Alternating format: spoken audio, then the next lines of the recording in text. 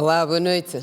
Bem-vindos ao Girassol Jornal. Começamos hoje a falar de poupança, exatamente num contexto financeiro de apertos para a maioria das famílias no país. Trazemos reflexões na busca de respostas para perguntas específicas e uma delas é: que tipo de contas permitiram poupança para grande parte das famílias em meio à realidade atual que o país vive? Acompanhe a reportagem da Manuela Costa. Nas últimas semanas, os angolanos têm assistido o despoletar de preços de bens e serviços diversos. O agravamento tem sido influenciado pela desvalorização da moeda nacional face à estrangeira. Com isso, muitas famílias têm sentido impacto nos seus bolsos. Para alguns cidadãos, falar em poupança é cada vez mais complicado. É bem complicado. Já não está para poupar.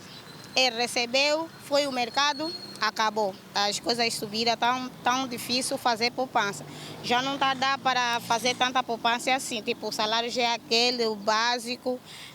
Assim que as coisas subiram, está difícil. Normalmente o câmbio tem subido a cada dia que passa. Então, na medida que o tempo vai passando, as finanças vão apertando cada vez mais. Apesar do atual contexto, outros dizem ser possível poupar. Com muito sacrifício, sim, para prevenir possíveis acontecimentos que a pessoa não sabe, não é? Imprevistos. Então tem sempre que se deixar algo de parte, mesmo com dificuldades, que é para prevenir determinadas situações. Por exemplo, a habitação, depende, quem não tem casa própria, dá para ir para arrendar um sítio um pouco mais econômico, aí também já se faz uma poupança. Em termos de transporte, a mesma coisa, se é carro privado ou se apanha táxi, às vezes não... Se a pessoa conseguir ir viver próximo do trabalho, numa casa mais arrendada, mais barata que vive atualmente, já está aí a ganhar alguma coisa ao reduzir. Estou a conseguir, graças a Deus, com muita determinação e foco. Primeiramente, temos que saber que a educação financeira é muito importante. Seja para ter uma reserva emergencial ou até mesmo a longo prazo, poupar é sempre fundamental. Este economista explica as estratégias para fazer a poupança funcionar. Por exemplo, uma família composta por 4 membros, não é? Que tenha um ordenado de 100 mil kwanzas, não é? Não poderá gastar todos os 100 mil kwanzas. É importante que as famílias, não é, no final do mês, elaborem um orçamento familiar, definindo despesas prioritárias, não é? E guardando a outra parte dos ordenados para necessidades futuras. Há quem poupa para salvaguarda da velhice, há quem poupa para canalizar esses valores para um possível investimento futuro. A poupança é uma das formas mais antigas de se economizar dinheiro, mas a prática é muitas vezes descartada no seio de muitas famílias por alegarem, sobretudo, o baixo rendimento financeiro. Estudos apontam que poupar é uma das formas mais seguras de se investir. Então é importante que a gente, não é, aprenda também a elaborar um orçamento familiar.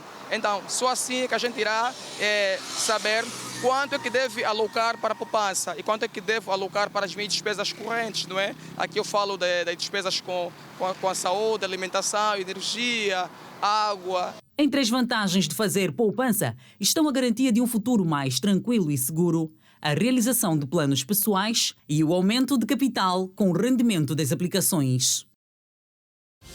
Outros destaques na edição de sexta-feira do Girassol Jornal, no dia em que soluções para a saída do quadro económico atual do país voltam a estar sobre a mesa. Também hoje o caso, até ao momento sem desfecho, das famílias desalojadas no Lote 1, no Prenda. No bairro Popular, o andamento das obras de requalificação e preocupações entre os populares. Condições para jovens lançados ao desafio da produção nacional no Icole Ibengo. Constatação, resultados e dinâmica do trabalho no Polo Industrial de Viana e Zona Económica Especial. Solidariedade e os 25 anos de existência da Fundação Luini.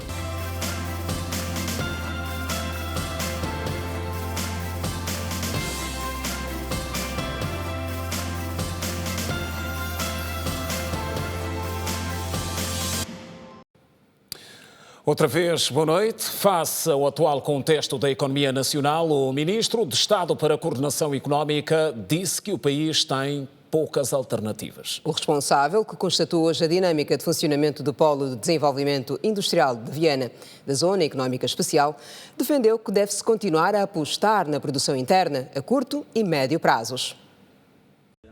O Ministro de Estado para a Coordenação Económica disse hoje que o Kwanza começou a valorizar e o preço da divisa na rua está mais baixo do que nos bancos. Nós, felizmente, aquilo que vimos nos últimos dias, ontem foi um desses dias, em que já vimos a moeda, a sua variação a acontecer no sentido inverso, ou seja, ontem tivemos já uma ligeira apreciação, ou seja, parece termos quebrado neste momento aquele ciclo de uma desvalorização acentuada como vinha ocorrendo. Temos o câmbio no mercado informal, que acaba por ser até mais favorável do que está acontecendo no mercado formal. José de Lima Massano afirmou que, neste momento, Angola não tem capacidade de aumentar as exportações e apela que se faça todo o esforço para pôr a economia a funcionar. Nós não temos capacidade de, nesta altura, aumentar de forma repentina as exportações, que era desejável. Nós não temos capacidade de pressionar em alta o preço do barril de petróleo. Nós não temos condição de, em relação à própria produção petrolífera, tomar decisões no curto prazo que vão levar a um aumento da sua produção. Bom, temos que nos agarrar àquilo que está ao nosso alcance. E o que está ao nosso alcance é pormos a economia a trabalhar, a funcionar. Portanto, nós podemos dar a volta que quisermos nesta altura, vamos continuar aos ciclos se não formos capazes de atender às necessidades mais prementes da sociedade com produção local. Quanto à desvalorização galopante do Kwanza, o Ministro de Estado para a Coordenação Económica disse que a solução não passa por injetar mais divisas no mercado nacional, influenciando o mercado cambial angolano, mas sim pela produção interna. Nós não podemos e não intervimos naquilo que é a ação do Banco Nacional de Angola. O nosso nível de reservas internacionais aconselha de qualquer das formas prudência. Portanto, podem ser tomadas outras medidas administrativas. Podemos, inclusive, ir tomando algumas medidas que vão reprimir a procura. Mas isso não vai resolver o problema. Não vai resolver o problema. Portanto, o mercado está a encontrar o seu equilíbrio. Sobre as possíveis soluções para bloquear a subida dos preços da cesta básica, o novo coordenador da economia nacional disse que o país não tem muitas alternativas, senão apostar na produção interna a curto e médio prazos. Em relação à moeda e em relação à taxa de câmbio, o nosso foco tem que ser, este é um mercado que trabalha com os seus equilíbrios, oferta e procura. Nós não temos condição, como referi já, de provocar grandes alterações a nível da oferta, aumentar a oferta. O que nós temos que fazer, e esta é a mensagem que queremos passar a todos os angolanos, é que temos que colocar a nossa energia para pôr o nosso país a andar para frente, produzindo. Portanto, nós não podemos continuar a importar todos os meses cerca de 23 milhões de dólares em coxas de frango. Nós não podemos continuar a importar todos os meses cerca de 20 milhões de dólares em óleo alimentar, em óleo de palma, mais de 20 milhões de dólares mês a importar arroz, mais de 20 milhões de dólares mês a importarmos açúcar. Não é sustentável. Bom, mas como já dissemos em outras ocasiões, temos terras aráveis, temos bom clima, temos pessoas para trabalhar, temos vontade. Temos que reunir todas essas capacidades e pôr-nos em campo para fazer acontecer. Antes das declarações, o Ministro de Estado para a Coordenação Económica visitou as fábricas instaladas no Polo de Desenvolvimento Industrial de Viana e a Zona Económica Especial Luanda-Bengo. E o Conselho Económico e Social esteve reunido também e analisou igualmente a situação económica atual. E apontou algumas soluções que serão encaminhadas ao Presidente da República. E uma dessas soluções tem a ver com a definição de um novo modelo próprio da agricultura. A atual situação social e económica que o país atravessa fez reunir em sessão plenária o Conselho Económico e Social, que, entre várias medidas, traçou estratégias que visam dar respostas aos vários problemas, como é o caso da fome e da pobreza. A ideia central é a ideia de que deve haver um pouco mais de coordenação, um pouco mais de articulação, né? O programa Kwenda é um programa necessário, mas se calhar não é suficiente, né? Precisamos de outras intervenções na linha de combate à pobreza. A agricultura como segmento que nos últimos anos tem merecido especial atenção do Executivo foi dos temas bastante discutido. Na visão dos conselheiros, diversificar a economia através da agricultura pode ser feito, desde que sejam adotadas novas práticas e políticas. Para os membros do Conselho Econômico e Social, a aposta na diversificação da economia angolana por via da agricultura deve ser acompanhada pela formação dos técnicos do setor para que estejam à altura dos principais desafios. Desafios estes que passam também pela reorganização do setor, com aposta na formação de quadros para o fomento industrial e agrícola. O nosso país, nesse momento, não tem uma escola de tratoristas, uma escola de operadores de máquinas agrárias. Se o senhor quiser fazer agora um negócio, criar uma fazenda, vai ser difícil encontrar um bom mecânico por trator. Mas, por exemplo, há agora o planagrão. O planagrão exige máquinas debulhadoras grandes, exige máquinas para semear, mas o país não tem técnicos angolanos em suficiente quantidade que respondam à gestão e à manutenção dessas máquinas. Nós trazemos também uma proposta para fomentar o comércio rural através de as fazendas âncoras, lojas de apoio ao produtor, portanto, mais próximo do produtor, para que possam providenciar assistência técnica, para que possam também permitir o fomento do comércio naquela região. Então a nossa proposta é uma aposta forte no conhecimento, no homem, num primeiro momento, alinhado com aquilo que temos ouvido do Executivo, na sua estratégia agora 2050, portanto, mas é preciso fazer com alguma celeridade. Estas e outras propostas serão entregues ao Presidente da República nos próximos dias. Como podem ver, a agricultura esteve presente nas três áreas, por ser um tema transversal, foi apresentada de forma particular em cada uma das áreas, tendo a ver exatamente a partir do olhar de cada uma destas áreas, mas a ideia no final é juntarmos num documento só e sair um conjunto de propostas com esse olhar transversal das três áreas de intervenção para entregar ao Plano do Executivo. Cooperação Angola-Israel. Perspectivas em destaque.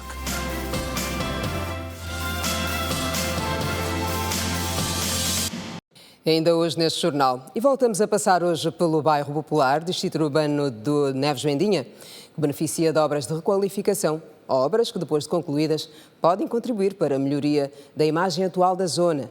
Mas entre os populares, a preocupação continua a ser o atraso nas obras. Com início em julho de 2019, os moradores do bairro Popular no distrito urbano do Neves Mendinha pedem mais agilidade na conclusão das obras de requalificação do bairro devido aos problemas de saneamento básico, iluminação pública, criminalidade e circulação, principalmente na via de acesso que liga o bairro Popular ao Avocumbe, no município do Quilamba-Quiache. Estão muito demoradas e a pessoa não vê melhoria, porque eles estão a fazer as estradas, tudo bem, mas não estão a fazer esgotos. Todas as ruas do bairro Popular estão intransitáveis. As ruas estão abertas, mas não se faz sentir porque não tem acesso a outras ruas. Mesmo que abrirem as ruas que estão concluídas, não vai ter muito acesso, porque as principais ruas estão fechadas, ainda não terminou as obras. Da nossa rua, por acaso, não está a demorar muito, mas só temos um problema, já estamos com um mês sem água, temos que comprar água todos os dias e está mal. Estamos preocupados também com a luz, se por acaso eles rebentarem os cabos. O problema da água veio por causa das obras, porque rebentaram um tubo. Nós queremos que ande mais rápido por causa das águas, eles põem água, porque nós compramos o bidão de água a todos os dias, a 100 kwanza é muito para nós. Nós estamos preocupados mesmo com os esgotos e com a bandidagem aqui. Na nossa rua, por exemplo, temos muita bandidagem.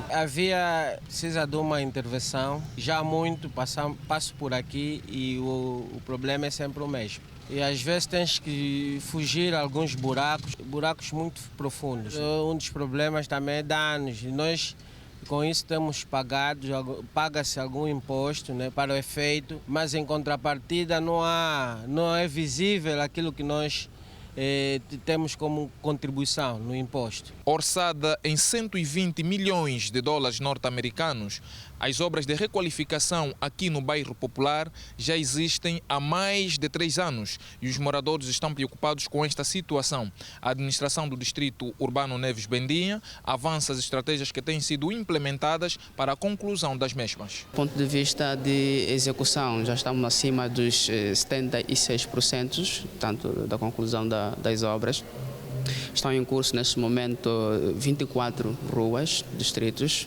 Vão entrar mais aproximadamente 6, incluindo a rua Machado Saldanha, que neste momento é a rua mais crítica, por ser a rua principal que liga o distrito urbano do Neves Bendinha com o município do Quilombaquianche. Provavelmente ainda este ano vai arrancar as obras da Machado Saldanha. As obras a nível das vias, portanto, é integrada, portanto, inclui o saneamento básico, a iluminação pública, jardins, arborização, portanto, um conjunto de infraestruturas integradas que estão associadas à requalificação das obras no distrito. O prazo para a conclusão das obras em vários setores e nas 47 ruas do bairro Popular era de 3 anos. Localizado no município de Luanda, o distrito urbano do Neves Bendinha tem 84 mil habitantes. Soluções para problemas específicos de Luanda, de forma geral, dominaram hoje mais uma sessão da auscultação aos munícipes. Estiveram sobre a mesa as prioridades e projetos sociais em curso para melhorar a imagem do município sede da capital. A demora na execução das obras é uma das principais preocupações apresentadas. As preocupações sociais no município de Luanda persistem. Das dificuldades existentes, os moradores daquela circunscrição territorial enunciam os principais problemas que os afligem. Temos as ruas principais, principalmente a rua Machado Saldanha, está a precisar de uma reparação ou uma reabilitação. Ainda temos a rua do SIC, aquela rua, tempo chuvoso, torna-se intransitável. Ali para muita água e aquelas águas provocam muitas doenças. As ligações domiciliárias foram realizadas há mais de 7 anos. Até este preciso momento não há concretização, ou seja, não é visível a água jorrar junto dos nossos meninos, das nossas torneiras. Portanto, é preocupante. O problema do acesso a algumas localidades dentro do distrito e com esse grande problema, mesmo esse grande dilema da criminalidade, que também ainda é muito frequente. Atendendo às preocupações dos munícipes, hoje a administração municipal de Luanda auscultou os cidadãos para a resolução dos problemas. Então estamos aqui a agilizar estratégias, programas execuíveis a curto, médio e longo prazo para podermos então resolver essas questões. Relativamente aos atos de vandalismos feitos aos bens públicos, a responsável pede a colaboração das comissões de moradores. Ainda esta semana que vos falo, foi vandalizada uma conduta d'água, portanto foi ateado fogo naquela zona. Ali no Largo da Independência, mais uma vez, portanto, sentimos a vandalização de um PT. Portanto, são questões que vamos continuar a trabalhar. A polícia aqui no município tem feito um trabalho árduo nesse sentido, mas precisamos um maior empenho das comissões de moradores no que diz respeito às denúncias. E o processo de reordenamento do comércio, segundo Milka Kakesse, prossegue a bom ritmo. Nós estamos a executar este programa a nível do município de Luanda, com maior incidência no perímetro Cônego Manuel das Neves, Angola, Quiluange, retirando as nossas mamás, os nossos vendedores da rua, encaminhando para os variadíssimos mercados da província de Luanda, principalmente, porque a maior parte das pessoas que faz venda desordenada, venda estática no nosso município, nem sequer aqui vive. Então, portanto, estamos a fazer esse trabalho com bastante ciência, com bastante paciência, que já não há recuos nesse sentido. Nesta primeira sessão ordinária do Conselho Municipal de Auscultação da Comunidade, foram apresentados 8 pontos, entre os quais a prestação de contas dos programas estruturantes do PIME, combate à pobreza e a situação epidemiológica do município de Luanda, numa sala onde participaram cerca de 350 moradores. Realçar que o município de Luanda registra mais de 2 milhões de habitantes e tem como distritos Ngola Quiluange, Samba, Maianga, Sambizanga, Neves Bendinha, Rangel e Ingombota. No Icolibengo foram distribuídos lotes para a autoconstrução dirigida a jovens que também vão se dedicar à exploração de espaços agrícolas por meio de crédito na localidade da Quiminha. É uma iniciativa que tem pela frente o Conselho Nacional da Juventude e a administração local. São 100 hectares no total para 120 jovens. É nas terras de Neto, onde 200 jovens receberam terrenos devidamente loteados para a prática da agricultura. Para o primeiro presidente da República, a agricultura é a base e a indústria o fator de desenvolvimento. É dentro desta filosofia que estes jovens receberam da administração municipal de Icolibengo os títulos de concessão de terra em parceria com o Conselho Nacional da Juventude. Este processo durou já 1 ano e 6 meses, desde que foi apresentado, isso pelo Isaías Calonga e o Diogo Pessoa, que é o secretário municipal da Juventude de Icolibengo. E de lá para cá foi tanta espera e ansiedade e hoje, graças a Deus, se concretizou e recebemos os títulos de propriedade. Espero que também os outros que não foram contemplados, que aguardem com grande ansiedade que o dia deles chegará. Este projeto é de iniciativa do CNJ, enquadrado no seu programa de promoção da empregabilidade juvenil. A administração municipal de Icolibengo pretende, com esta parceria, tornar o município no principal motor de desenvolvimento agrícola da província de Luanda. O Fundo de Apoio ao Desenvolvimento Agrário, FADA, assinou um memorando de entendimento com o Conselho Nacional da Juventude no valor de 1,8 mil milhões de kwanzas e é o valor que será destinado a demandar as iniciativas do CNJ para, de alguma forma, apoiar os jovens que querem estar inseridos no setor agrário ou no setor da atividade agrícola. 200 jovens vão poder ser empreendedores no setor da agricultura. Esses 200 jovens, perspectivamos que, no mínimo, venham a empregar 5 jovens, no mínimo, para que, por conseguinte, nós possamos, só aqui nessas terras, ter um mínimo de 1000 empregos diretos e um mínimo de 3.000 empregos indiretos.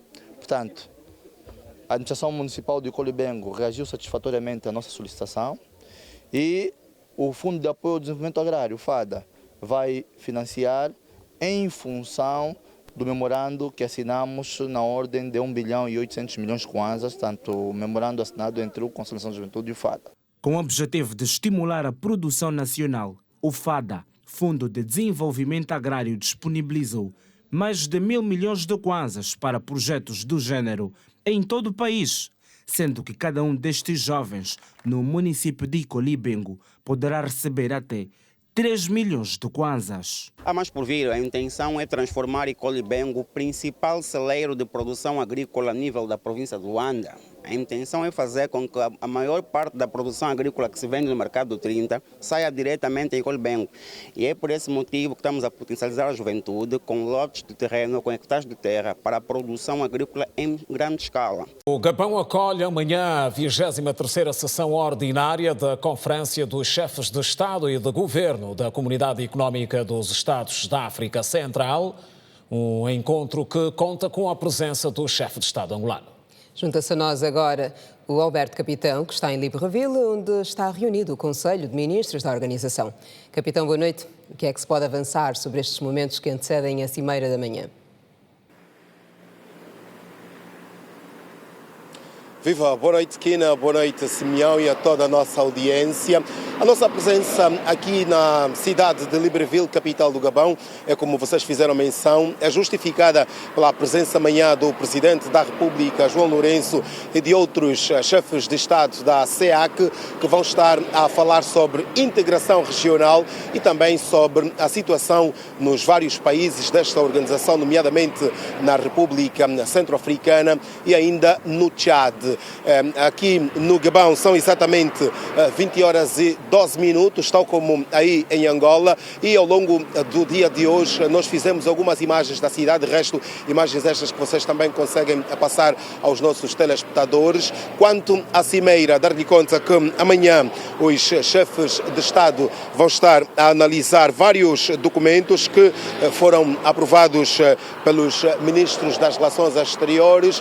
Nesta reunião dos ministros das Relações Exteriores esteve representado Angola pelo ministro Teta António e também pela embaixadora de Angola aqui na República do Gabão, Lisette Pena. Quanto aos documentos, dou-lhe conta do balanço da situação política e de segurança na África Central, com realce, como já disse, para a República Centro-Africana e para o Tchad. Também vão olhar para os relatórios da Comissão Interestadual de Peritos desta organização, que durante 2 dias estiveram aqui também reunidos na SEAC, e ainda a atividade do presidente da comissão da SEAC, que foi também analisada pelos ministros. A reunião amanhã, de acordo com a programação, deve começar por volta das 10 horas do Gabão, 10 horas de Angola, e deverá contar com os 11 chefes de Estados dos países desta organização, com realce aqui para Ali Bongo Ondimba, que é o presidente do Gabão e que é o anfitrião desta cimeira. Uma cimeira que acontece numa altura em que a região central de África enfrenta muitos desafios, como é o caso da sua integração regional. Estes países pretendem mesmo continuar a trabalhar para a unificação cada vez mais desta organização. Por esta altura, a organização tem um banco central da região central de África, mas que só beneficia por esta altura 6 países. Angola não está nesta lista, nomeadamente está o Gabão, a República Centro-Africana e outros. Angola não faz ainda parte deste banco da região central de África. Outro assunto que deverá também chamar a atenção dos chefes de Estado e do Governo é a situação na República Centro-Africana, que constantemente enfrenta ainda alguns conflitos. Por outro lado, dou-lhe conta, Kina e Simeão, que esta cimeira acontece numa altura também que o Gabão se prepara para, no próximo mês de agosto, realizar eleições gerais, e que tem no topo dos candidatos o presidente Ali Bongo Ondimba, que, de acordo com alguns analistas e até com alguns cidadãos que nós tivemos aqui a oportunidade de interagir ao longo do dia de hoje, vem mesmo no presidente Ondimba o principal candidato nas eleições do próximo mês de agosto, muito por causa do tempo que tem de presidência, mas também porque nos últimos tempos, de acordo com estes cidadãos, tem estado o presidente Ondimba a realizar algumas ações fora desta capital de Libreville, no interior do país, que dá sinais de que estará já a se preparar para esta eleição de 26 de agosto. De resto, são os pontos que podemos adiantar, uma reunião que está a ser preparada à porta fechada e que não temos muitas informações para passar. Por esta altura, nós nos despedimos com a promessa de, nos próximos serviços de informação da Rede Girassol, voltarmos com outras informações. Despedidas de Cândido Cicato, Miguel Cristóvão, Alberto Capitão, em Libreville, capital do Gabão. Boa noite. Boa noite, Alberto Capitão, e bom trabalho. Momentos que antecedem mais uma importante cimeira que acontece amanhã no Gabão, onde o chefe de Estado é aguardado. Israel quer ver as suas relações com Angola reforçadas nos mais variados níveis, incluindo a saúde. Em conferência de imprensa, o embaixador israelita reconheceu que o volume de trocas comerciais com o nosso país ainda é muito baixo e precisa ser melhorado.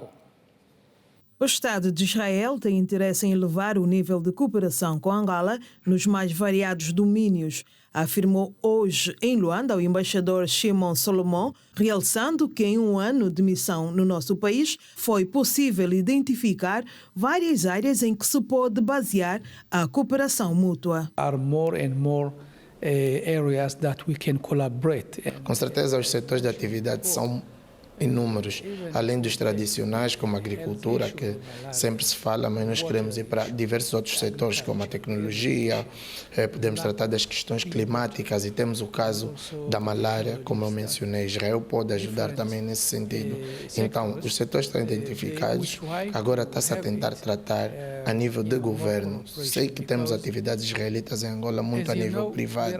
O desafio é que os governos possam sentar, definir acordos, assiná-los e com certeza, depois desses acordos, vamos ter ações práticas e uma série de empresas israelitas a atuarem no mercado angolano.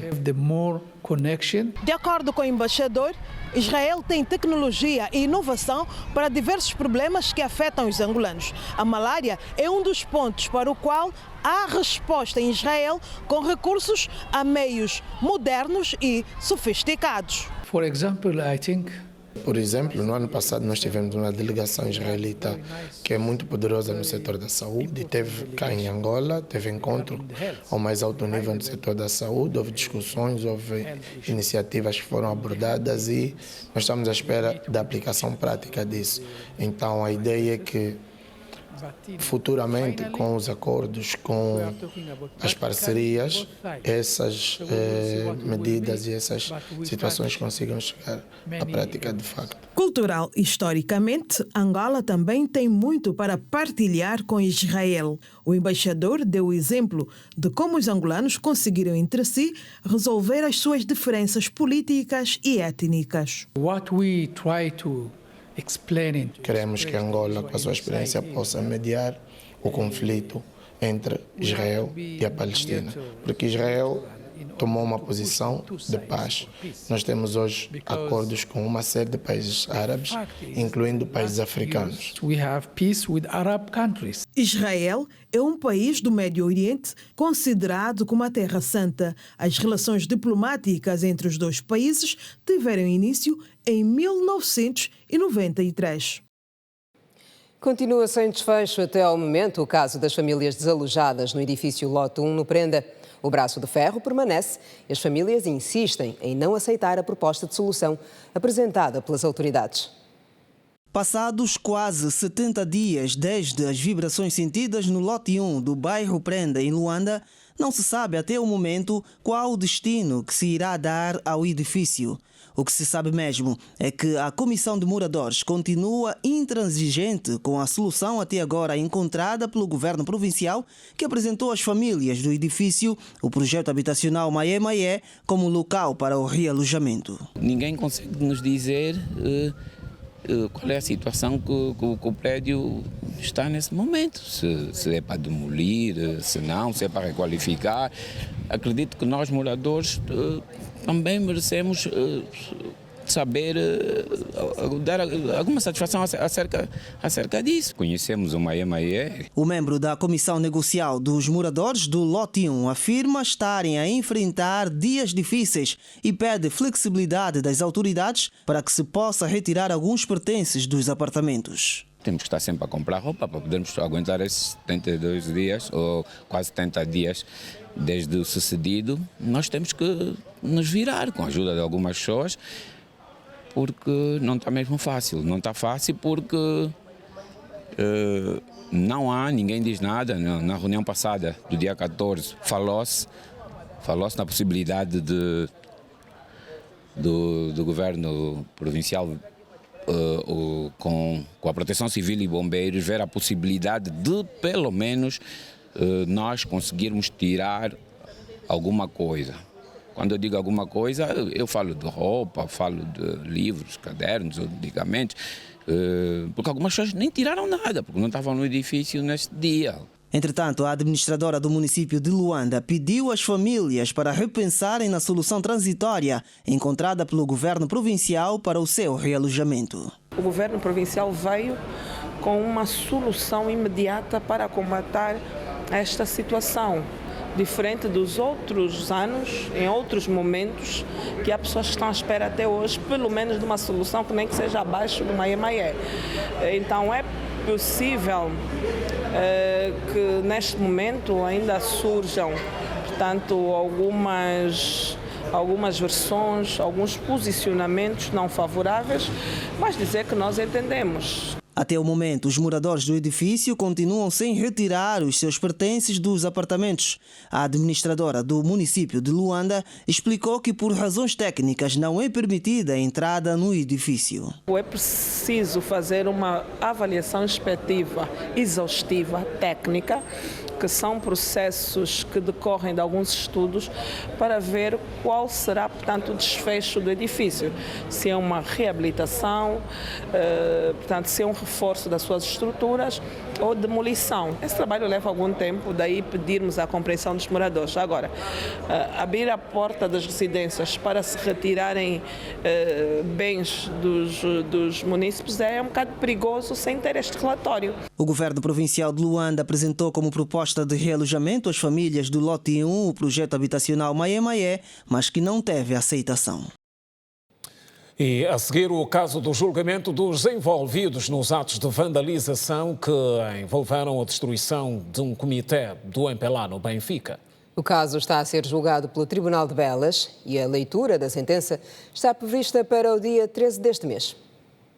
Os quesitos que servem de fundamentação da absolvição ou condenação dos arguidos supostamente implicados no ato de vandalismo do Comitê do MPLA no Distrito Urbano do Benfica já foram lidos pelo Tribunal de Comarca de Belas, em Luanda. O advogado de defesa dos arguidos disse que os quesitos lidos não indicaram suficiência de provas para a condenação dos seus constituintes. Dá-nos a entender que vai haver uma absolvição dos arguidos no presente processo, porque nós verificamos, tal como os quesitos foram elaborados, nenhum quesito indicou os arguidos como os possíveis autores. Então houve esta ousadia da nossa parte, porque a lei também dá-nos esse poder de poder adicionar alguns quesitos. O advogado disse, por outro lado, que durante as audiências várias questões supervenientes não foram atendidas. O juiz presidente da causa decidiu as determinadas questões supervenientes que nós notamos que o meritíssimo juiz, salvo o melhor entendimento, tem algum interesse no processo. E esses quesitos é que ditam a sentença ou acordam no processo. Já o advogado de acusação disse que há provas suficientes que venham a resultar na condenação dos cidadãos arrolados no processo constituído por 24 arguidos, que nesta altura apenas 8 estão a ser ouvidos, enquanto que os demais encontram-se foragidos. As provas já foram objeto de uma avaliação, de uma discussão, em sede de todas as sessões de julgamento, e as provas que foram produzidas deixam claramente a convicção de que o juiz há de tomar a decisão mais adequada para que se faça a justiça. Como advogado assistente, nós devemos reforçar aquilo que foi a acusação e a posição do Ministério Público. Significa dizer que não nos resta qualquer tipo de inquietação que os implicados terão participado diretamente no cometimento dos atos de vandalismo que culminaram com a queima do autocarro e também, de alguma forma, constituiu alguma instabilidade ao Estado. Perderam a oportunidade de contradizer, contrapor, apresentar a sua versão dos factos, e então sobre aqueles não lhes restará qualquer outra posição senão serem responsabilizados. Entretanto, a complexidade sustenta-se também porque foi um número excessivo de pessoas que foram ouvidas, estou a falar de declarantes, testemunhas, e então esta é a complexidade sobre o processo. Os serviços de investigação criminal está a fazer de tudo para localizar aqueles para que também sejam responsabilizados. Onda de calor e altas temperaturas no México. em destaque.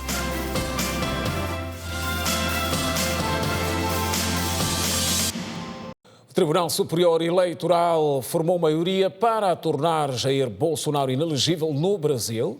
A Edna Firmino tem o detalhe deste e de outros assuntos no Compacto Internacional que começa agora. Edna, boa noite.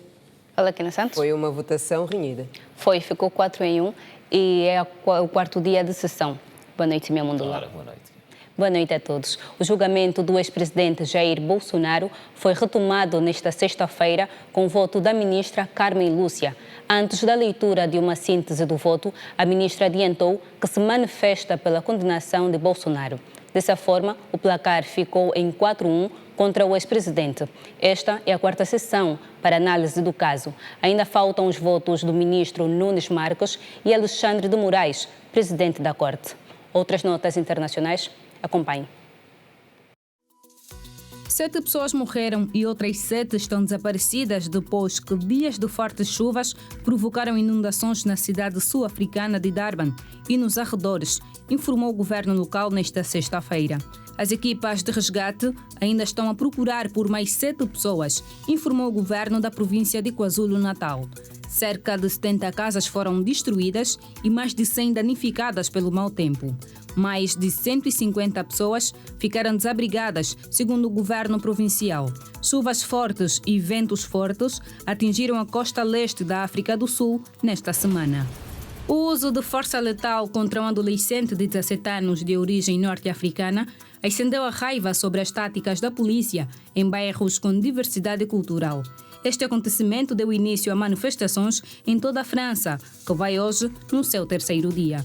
As obras de uma piscina que está a ser construída em Paris para os Jogos Olímpicos de 2024 foram queimadas. Em reação às manifestações, o presidente Emmanuel Macron disse que as grandes plataformas de mídia social, como o TikTok e o Snapchat, devem cooperar com as autoridades francesas para acalmar a violência. O general Sergei Surovikin está desaparecido desde sábado, o dia da rebelião do grupo Wagner. O jornal The Moscow Times refere que o general terá sido detido pelas forças russas, encontrando-se no centro de detenção de Lefertovo, em Moscou. Sergei Surovikin aparece nas referências das Forças Armadas Russas como comandante das Forças Aeroespaciais do Exército Russo e terá sabido da rebelião do grupo Wagner antes de ela ocorrer. Segundo o The New York Times, Surovikin terá escolhido apoiar o grupo Wagner. A rebelião do grupo tinha como objetivo chegar a Moscou. Um político russo e 2 supostos colaboradores ucranianos foram acusados de crimes de guerra pela suposta deportação de mais de 19 mil crianças da cidade de Kherson, alguns deles com apenas 1 ano de idade. Informou nesta sexta-feira a chefe do Departamento de Proteção dos Interesses das Crianças e promotora-geral da Ucrânia, Yulia Usenko. As investigações estão a ser feitas pelo Tribunal Penal Internacional de Haia. O Tribunal Mundial Permanente para Crimes de Guerra emitiu um mandado de prisão em março contra o presidente russo Vladimir Putin e Maria Lvova-Belova, comissária russa para os direitos da criança. O Kremlin negou novamente as acusações de que a Rússia violou os direitos das crianças na Ucrânia. Da atualidade internacional é tudo. Nós voltamos amanhã com mais informações. Kina Simeão, boa noite. Continuação de um ótimo jornal. Boa noite, Edna. Contamos contigo em breve. Sempre. Até amanhã, Edna. E ainda fora de portas, não foge a ordem dos destaques hoje. A onda de calor no México. O saldo até ao momento, devido às altas temperaturas no país, é de centenas de mortos. Mais de 100 pessoas morreram no México entre 12 e 15 de junho, devido ao calor extremo que atinge as regiões norte do país, segundo informação divulgada pelo governo local. Dados de um relatório da Secretaria de Saúde indicam que neste período foram registradas 104 mortes que podem estar ligadas às mais de 1000 emergências registradas ligadas às altas temperaturas que chegaram até os 49 graus. Entre 14 de abril e 31 de maio, as autoridades já haviam anunciado 8 mortes, que somadas às registradas agora, prefazem um total de 112 desde o início da temporada quente em março. As mortes, na sua maioria, se devem à insolação e à desidratação. Além das mortes, a onda de calor provocou o cancelamento das aulas no estado de Nuevo León, onde mais de 1 milhão de alunos do ensino primário e secundário vão ficar em casa. E devido à demanda pelos aparelhos de ar-condicionado, foi restringido o fornecimento de água às casas. No México, as temperaturas máximas durante o verão flutuam entre 30 e 45 graus. Por esta altura, as autoridades preveem o início de uma nova onda de calor a partir de 1 de julho. Hoje é Dia Mundial das Redes Sociais, que se destacam como um dos grandes frutos da revolução tecnológica. E cujo uso implica vantagens e também desvantagens. A propósito da data, Fernanda Gonga propõe uma reportagem a seguir com reflexões importantes. As redes sociais revolucionaram a forma como nos comunicamos e interagimos com o mundo. Plataformas como Facebook, Instagram e Twitter, até as mais recentes como o TikTok e o Clubhouse, têm conectado pessoas, permitindo compartilhar momentos, opiniões e informações. Manter contato com meus familiares e pessoas que eu vou conhecer ao longo das redes sociais. Eu uso as redes sociais mais para entretenimento, jogos ou mesmo passatempo. Os jovens argumentam sobre vantagens no domínio acadêmico. Aqui na academia nós tivemos aquele período de paralisações de uma semana um grupo, outra semana, na semana a seguir o outro grupo. E pude observar durante esse tempo que as redes sociais serviram também como um veículo de instrução e de passagem, transmissão de conhecimento do ponto de vista acadêmico. Outros utilizam-nas para terem informações sobre notícias e eventos.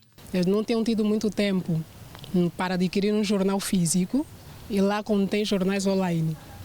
E isso me facilita muito. As redes sociais também têm sido uma ferramenta poderosa para a promoção de serviços e produtos. Os negócios digitais, a grande vantagem deles, não é? Há muita facilidade de se escalar da melhor forma, porque nós conseguimos entrar para o digital com menos custos, conseguimos ganhar muito mais, comparado, por exemplo, que se estivéssemos a investir no mercado tradicional. Embora as redes sociais tenham facilitado a conexão entre as pessoas, há também um debate em torno do seu impacto nas relações sociais. Hoje em dia, é possível encontrar indivíduos cuja família nuclear e o meio de pertença são pessoas que vivem em Washington, em Londres, em Paris.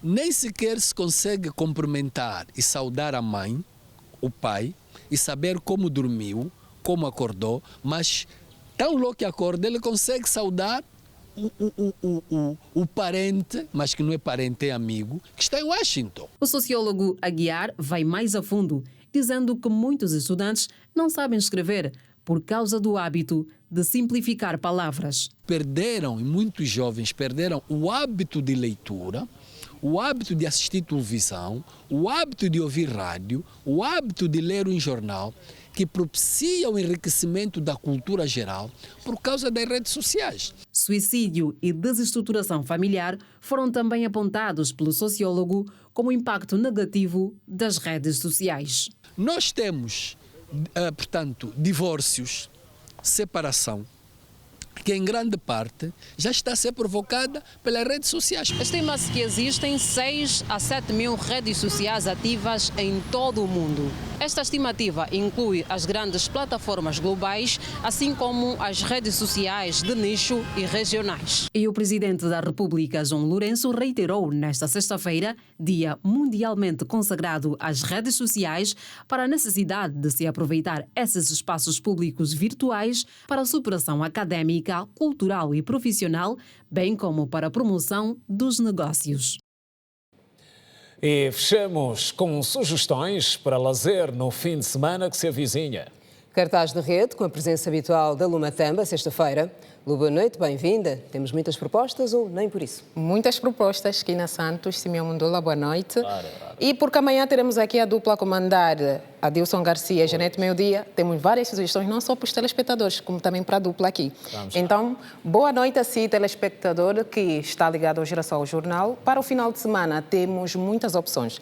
A Casa da Música do Talatona vai receber amanhã Yola Semedo e a sua banda, a partir das 22 horas. Euclides da Lomba é o convidado especial. Acontece também amanhã o Festival de Kizomba no Centro de Conferência de Belas, a partir das 19 horas. O festival vai contar com a presença de músicos como John Ramos, Ariete Furtado, Rei VC, Yola Araújo, entre outros nomes da música nacional e internacional. Esta edição vai homenagear Eduardo Paim.